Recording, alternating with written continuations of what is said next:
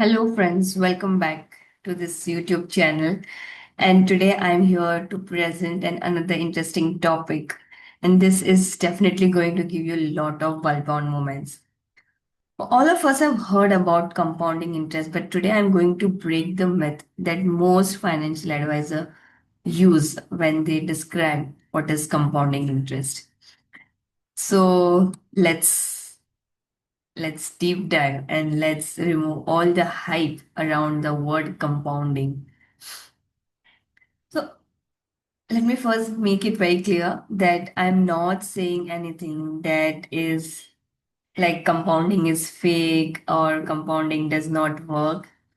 It does work. But the way it is being told and being sold, there are a lot of things that we are, as a human being, are not comprehending, which financial advisors would want each individual to. So, not saying that the compounding is fake. I'm saying it's often sold like a movie trailer where we don't know the entire picture and the boring part that accompanies compounding. So, friends, to tell you about compounding, the first is picture abhi baki hai. Even though advisor loves saying just invest and compounding will take care of everything, and people hear, okay, I can chill now, I would say, picture abhi baki hai.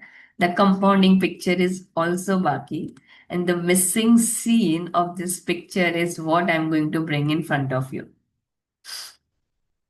So, what does compounding really mean? Compounding means return earns returns.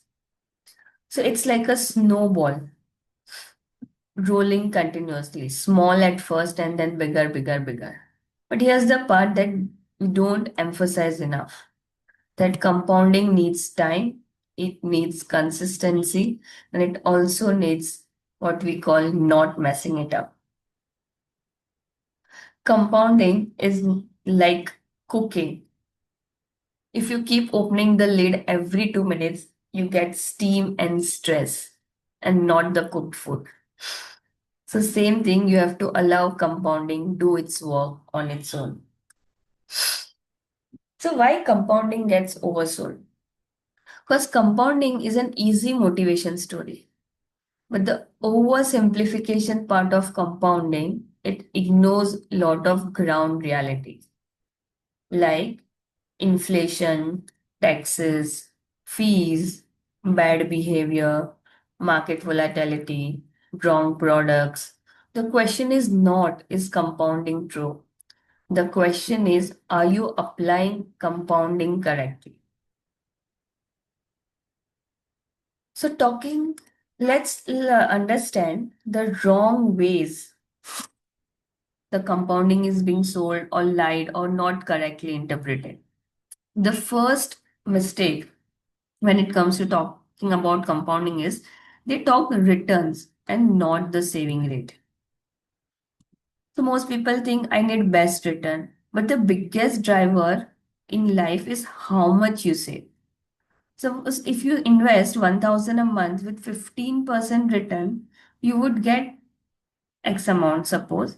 But if somebody else invests 10,000 a month with 10% return, the second person wins for a long time because the contribution matters. Early in life, the biggest driver is the amount that you contribute. So if your advisor talks only return and ignores saving habit, they're missing the real compounding engine. So your saving rate compounds too.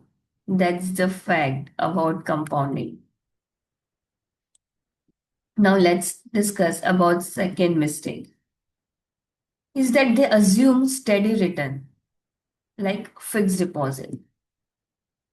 When people allow asset base to compound over a period of time, they will assume that it's going to give them a steady return like a fixed deposit, or like compounding chart would look something like you are climbing a stairs.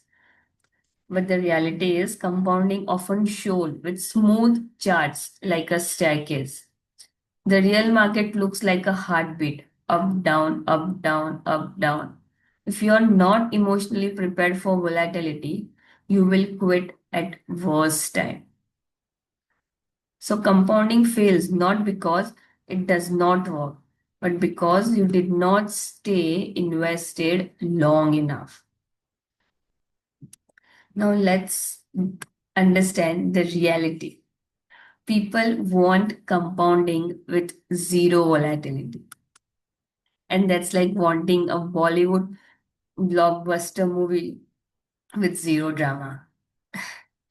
Yeah, it's a very rare case, right? Now let's see the third mistake that is usually made with respect to compounding is that they ignore inflation, basically the real purchasing power. Your returns are not what matters. Your real return matters. So if you get 10% return and inflation is 6%, your real growth is roughly 4% before taxes. So compounding is not my money is growing. It's asking, is my purchasing power growing? If your advisor does not explain this, you will have a big number later and you will still feel poorer.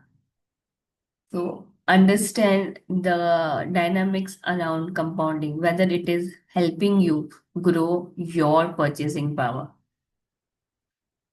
The fourth mistake is that they ignore fees and taxes. These are the silent killers.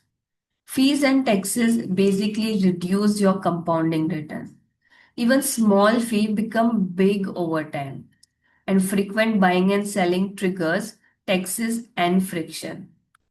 So, if there is too much churn in your product, if your product asset class is an expensive product, or there are unnecessary switching, then this can quietly destroy your compounding.